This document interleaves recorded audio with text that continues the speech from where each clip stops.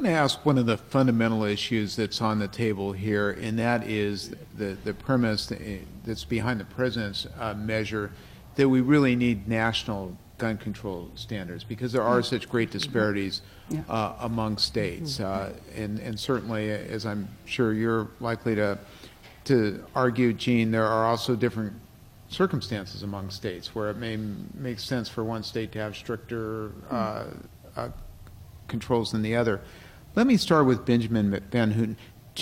How much of gun legislation should be done at the national level, and what is your assessment there? Well, we absolutely need national solutions. Ultimately, California has some of the strongest gun laws in the country, and we are bordered by Nevada and Arizona, which have some of the weakest. As a result, we see a flow of crime guns into California from neighboring states, and that's not an uncommon occurrence around the country. Crime guns that are recovered in crimes in Illinois, many of them come from Indiana. Guns that are recovered in crimes in New York come from some of the southern states. There are documented patterns, and it's no coincidence that the states that they come from, those crime guns, also have weaker laws. And Mayors Against Illegal Guns has identified a number of key policy areas, in fact, where those states that have those laws are sending fewer crime guns to neighboring states. Ultimately, we absolutely need national solutions. At the same time, a state like California can serve as a model for the nation. And by leading here, and I think Governor Cuomo has done a very commendable job in New York, we can both set the national dialogue by adopting state measures and serve as guideposts for what needs to be adopted there. Nevada has not closed the private sale loophole.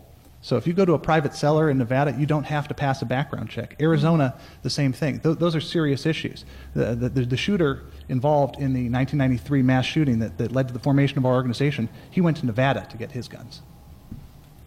And it should be noted that the closing that loophole, if you will, on private sales is part of the Obama plan.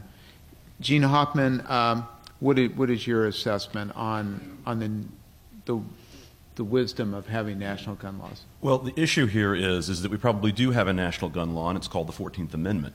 And in fact, if we actually look at the history of the 14th Amendment, the whole point was to keep the southern states from killing returning freedmen who were coming home with their Union military firearms. We always talk about this concept as being a conversation about redcoats, and it's not. The modern American gun right is the right for Martin Luther King to have armed bodyguards.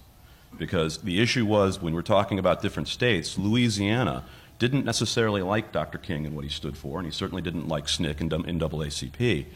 I worry about a lot of the proposals we're talking about because I can imagine how exactly the local sheriff and the local mayor in Bogalusa, Alabama would have mishandled these to disarm the people who most needed firearms in 1963. The reason we know the name Emmett Till and the reason we're aware of the civil rights movement is because of a doctor named T.R.M. Howard who was known to be the local gun nut. And none of the KKK really wanted to take the chance that they would go in and invade his home when he sheltered Emmett Till's mom and brought the Chicago media down to Louisiana. Assemblywoman Nancy Skinner, I see you want to weigh in. The proposals that President Obama has outlined, none would infringe on the right of a law-abiding citizen to own a gun and to have it in their home. So I've looked very closely at the entire list, and none would. It wouldn't restrict someone who didn't have, wasn't already in the category of persons who are restricted from owning a gun, from owning the gun.